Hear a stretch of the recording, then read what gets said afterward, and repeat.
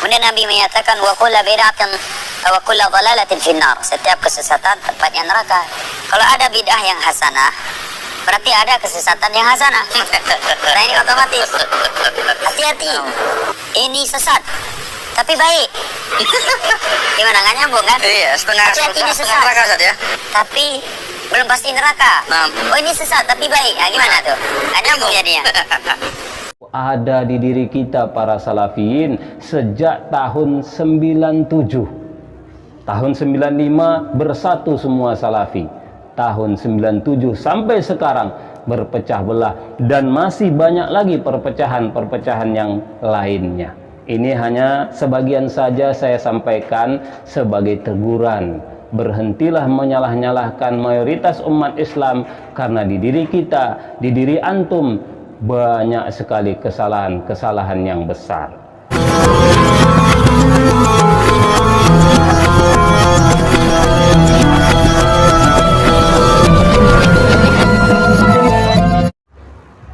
Bismillahirrahmanirrahim.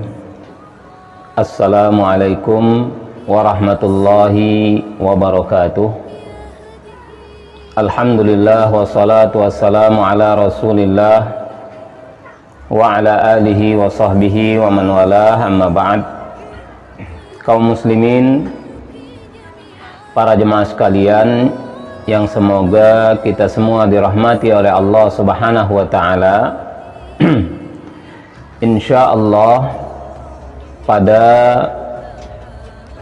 kajian yang ke-26 ini saya mengajak kepada seluruh para salafiyin, terkhusus para ustadz salafi, mari kita introspeksi diri, mari kita melihat kesalahan-kesalahan yang pernah kita lakukan, atau kesalahan-kesalahan yang masih saja kita lakukan sampai hari ini, agar para jemaah kita bisa menyadari kesalahan kita, kita bisa memperbaiki kesalahan kita, dan kita bisa meninggalkannya dan bertekad tidak akan mengulanginya. Para jemaah, para salafiyin yang semoga kita semua dirahmati oleh Allah Subhanahu wa taala, di dalam surat Al-An'am ayat 159 Allah Subhanahu wa taala pernah berfirman, kata Allah Subhanahu wa taala, innal ladzina farraqu dinahum wa kanu syi'a lasta minhum fi syai'. Yang artinya kata Allah Subhanahu wa taala, sesungguhnya orang-orang yang memecah belah agama mereka dan mereka menjadi berkelompok-kelompok, menjadi saling bermusuhan, maka engkau wahai Nabi tidak bagian dari mereka sedikit pun. Para jemaah sekalian, para ulama ahli tafsir menjelaskan bahwa orang-orang yang mudah suka memecah belah agama mereka itu diantaranya adalah ahlul kitab, Yahudi dan Nasrani. Begitu juga musyrikin, dan juga termasuk di dalam ayat ini adalah umat Islam yang mudah memecah belah agama mereka. Jadi tidak hanya tentang ahli kitab, tidak hanya tentang kaum musyrikin, tapi juga umat Islam yang bertingkah seperti itu. Imam Ibnu Katsir dalam tafsir beliau, tafsir Ibnu Katsir, membawakan ucapan seorang sahabat Abu Hurairah. Kata sahabat Abu Hurairah, nazalat fi hadhil ummati, bahwa ayat tadi itu turun untuk teguran bagi umat ini. Jadi para jemaah sekalian, yang semoga kita semua dirahmati oleh Allah Subhanahu wa taala, bahwa di antara sifat buruk yang harus kita periksa pada diri kita, mudah berpecah belah dan mudah menebar perpecahan dan permusuhan.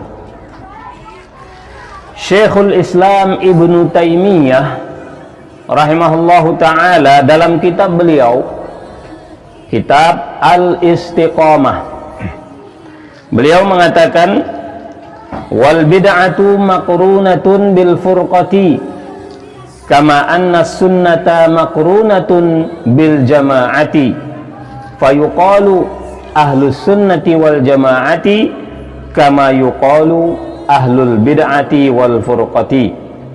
Kata Syekhul Islam Ibnu Taimiyah, bid'ah itu bergandengan dengan perpecahan, sebagaimana sunnah itu bergandengan dengan persatuan, sehingga dikatakan ahli sunnah yang bersatu, sebagaimana dikatakan ahli bid'ah yang berpecah belah. Para jemaah, ciri khas ahli bid'ah itu mudah berpecah belah dan mudah memecah belah. Sedangkan ciri khas ahlus sunnah mudah bersatu dan berusaha untuk menyatukan. Para jemaah sekalian, para salafiyin, para ustadz salafi, coba kita introspeksi diri. Siapa sebenarnya yang memiliki penyakit ini, penyakit ciri khas ahlul bid'ah?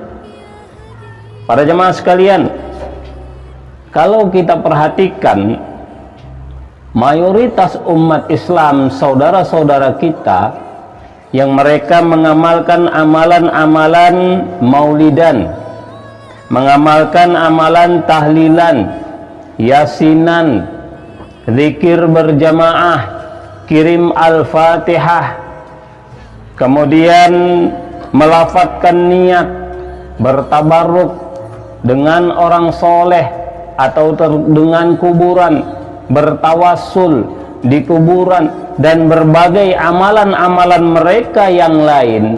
Para jemaah, bisa kita katakan tidak ada satupun umat Islam, khususnya di Indonesia ini, yang mengamalkan amalan tadi, mengatakan atau menuduh orang yang tidak mengamalkan itu berarti melakukan kesesatan. Tidak ada, para jemaah.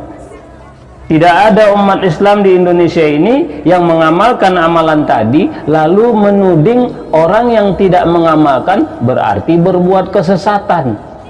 Tidak ada, para jemaah. Kalaupun mungkin ada sebagian belakangan ini, itu hanya respon kejengkelan mereka karena terus disesat-sesatkan. Secara umum tidak ada mayoritas umat Islam yang mereka menyesat-nyesatkan umat Islam lain yang tidak beramal seperti mereka. Artinya mayoritas umat Islam di Indonesia ini tidak menebar permusuhan, tidak memecah belah umat Islam.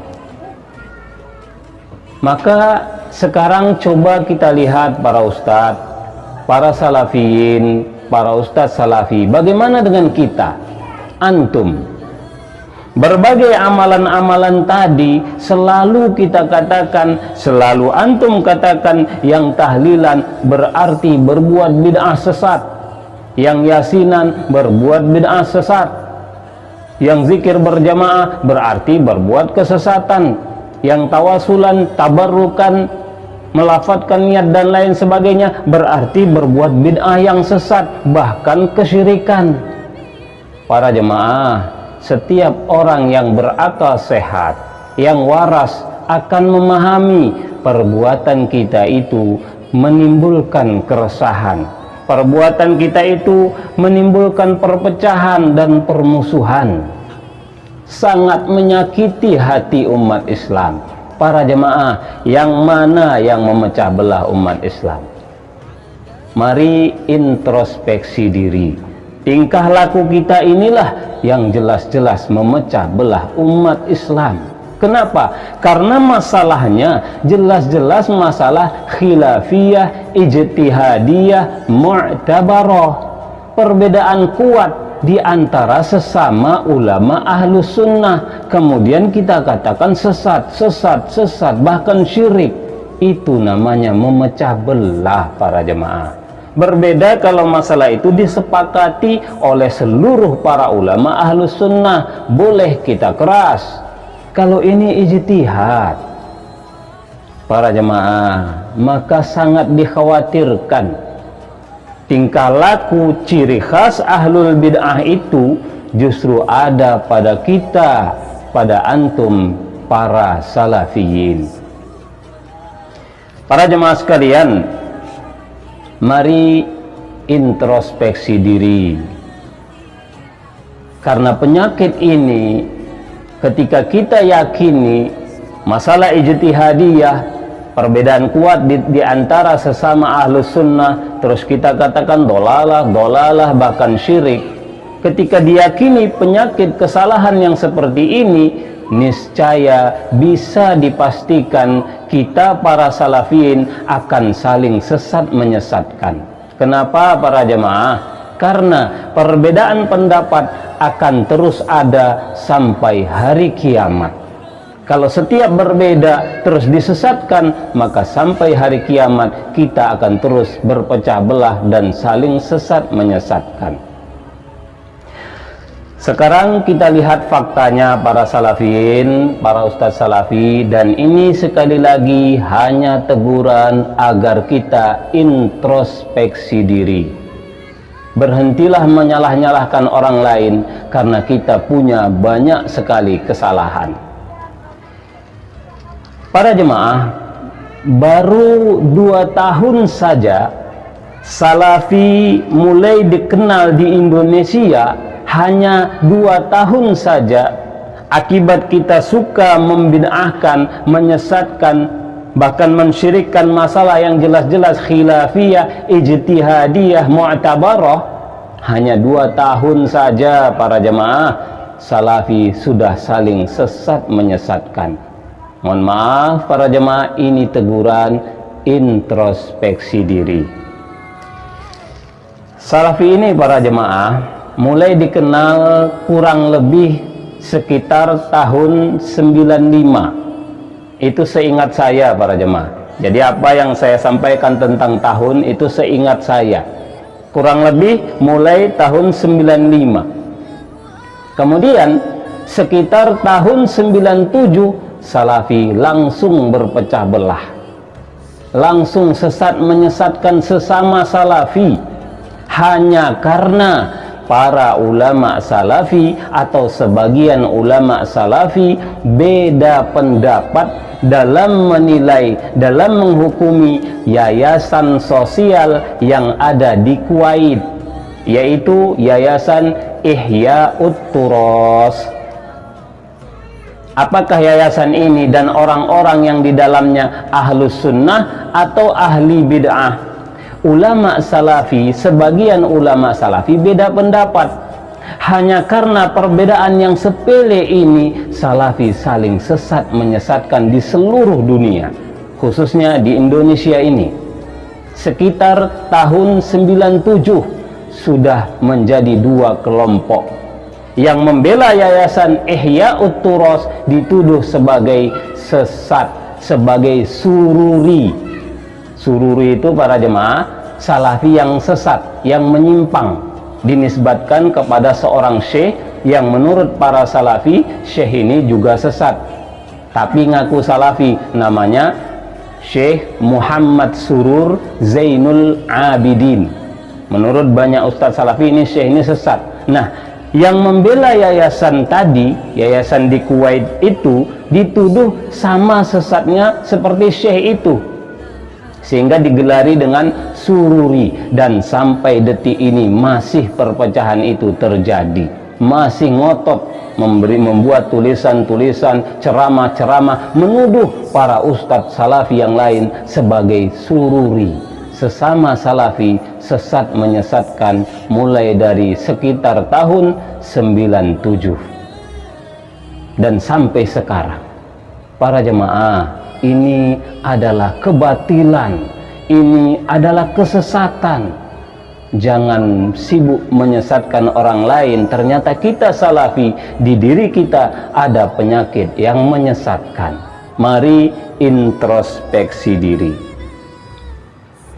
Kemudian para jemaah, masih berlanjut karena memang kita punya penyakit yang belum diobati. Mudah menyalahkan, menyesatkan masalah yang ijtihadiyah mu'tabarah. Ini penyakit kronis para ustadz, para jemaah. Sehingga di sekitar tahun 2000 pecah lagi menjadi 3 kelompok. Hanya karena sebagian ulama salafi beda pendapat dalam menghukumi, dalam menyikapi konflik yang sempat terjadi di Maluku. Terjadi konflik sekitar tahun 99 sampai tahun 2002. Tahun 2000 salafi pecah belah, saling sesat menyesatkan. Yang beda dalam menyikapi masalah konflik itu dianggap bukan lagi salafi, dimusuhi, jangan ngaji, jangan ucapkan salam, dan berbagai hal yang lain. Walau kasus ini sudah selesai atau sudah hilang karena hanya terjadi di Indonesia. Adapun yang pertama tadi sampai sekarang masih saling sesat menyesatkan, musuh memusuhi. Para jamaah, mari introspeksi diri. Ini ciri, ini tanda di diri kita ada kebid'ahan yang menyesatkan. Kemudian di sekitar tahun 2010, di sekitar tahun 2010 pecah lagi menjadi 4 kelompok. Para jemaah, saling sesat menyesatkan, tahdir mentahdir, memusuhi sesama salafi. Karena apa? Hanya karena sebagian ulama beda pendapat dalam masalah hukum mendirikan yayasan untuk dakwah. Masalah dunia, masalah kontemporer, sebagian ulama salafi beda pendapat. Boleh atau tidak? Sebagian mengatakan, sebagian kecil, tidak boleh buat yayasan itu. Kenapa? Nabi tidak pernah beryayasan. Satu alasan yang sangat lucu sekali, namun menyebabkan perpecahan yang sangat besar di seluruh dunia. Salafi pecah hanya karena ada ulama mengatakan beryayasan untuk dakwah itu kebid'ahan. Bukankah ini bukti para ustadz, para salafiyin, kita terlalu dangkal ilmu, tak ngerti apa itu masalah khilafiyah, ijtihadiyah, mu'tabarah, dan tak ngerti bagaimana menyikapinya. Akhirnya saling sesat menyesatkan, saling tahdir mentahdir. Dan tidak berakhir para jemaah, karena memang penyakit ini belum hilang. Sekitar tahun 2014, pecah lagi menjadi 5 salafi. Para ustadz salafi saling bermusuhan, saling melarang, jangan ngaji sana, jangan dengarkan, jangan ucapkan salam. Bahkan sebagian menjawab salam pun tak mau, sebagian. Yang jelas-jelas wajib. Betul-betul saudaranya sendiri, sama-sama ustadz salafi, disikapi seperti ahlul bid'ah. Inilah ciri khasnya ahlul bid'ah, mudah berpecah belah. Dan itu fakta para jemaah. Dan ini sampai sekarang. Dari tahun 2014. Masalah apa? Hanya karena sebagian ulama berbeda pendapat menyikapi konflik yang terjadi di Yaman, pemberontakan sebagian kelompok yang terjadi di Yaman, yang masih sampai sekarang ini masih terjadi di Yaman. Sebagian ulama mengatakan harus dilawan pemberontak itu, sebagian mengatakan tidak karena kondisinya, situasi kondisinya, dan lain alasan-alasan yang lain. Hanya karena perbedaan ini berpecah belah di seluruh dunia, salafi saling sesat menyesatkan.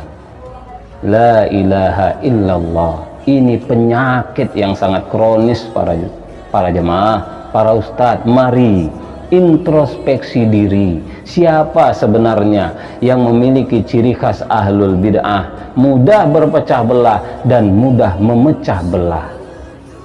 Para jemaah, demikianlah sebagian contoh saja. Dan ini sampai sekarang para jemaah masih terjadi. Sampai sekarang masalah yayasan Ihya'ut Turas masih saja menuduh sururi, hizbi. Sampai detik ini ratusan ustadz salafi menuduh ratusan ustadz salafi lain sebagai sururi yang sesat. Sampai detik ini para jemaah. Apa ini salafi? Apa ini ikut salaf? Sama sekali bukan.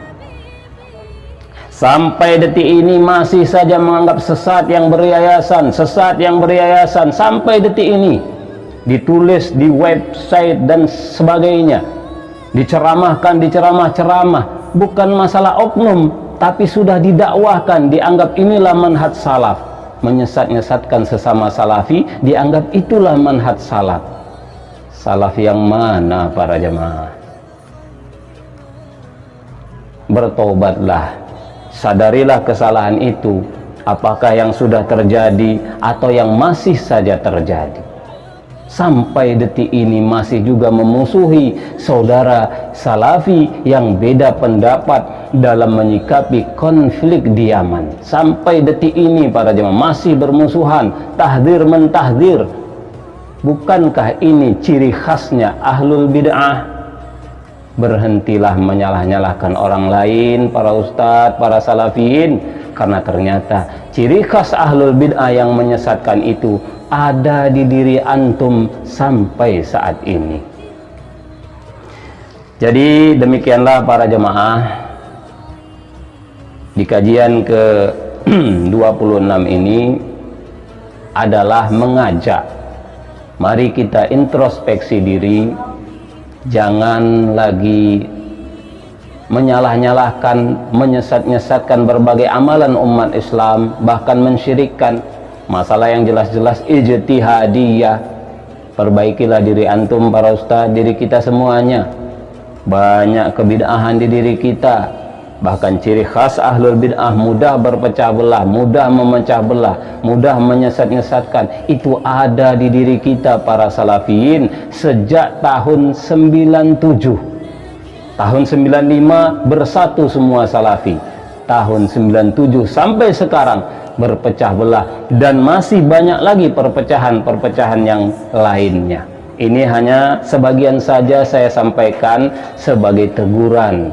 Berhentilah menyalah-nyalahkan mayoritas umat Islam, karena di diri kita, di diri antum banyak sekali kesalahan-kesalahan yang besar. Mudah-mudahan para jemaah dengan nasihat ini para salafi, para ustadz salafi mau introspeksi diri, mau menyadari ternyata ilmu kita para ustadz salafi masih sangat sedikit. Walau punya gelar yang sangat banyak, ilmu kita masih sangat sedikit. Tambahlah ilmu kita. Kita sering salah, berhentilah menyalah-nyalahkan. Bahkan berusahalah merangkul, bersinergi dengan mayoritas umat Islam di seluruh dunia, Ahlus Sunnah wal Jamaah, terkhusus mayoritas umat Islam di Indonesia ini yang mereka semua adalah Ahlus Sunnah wal Jamaah, sama seperti kita. Wallahu alam bisawab. Semoga ini bermanfaat. Assalamualaikum warahmatullahi wabarakatuh.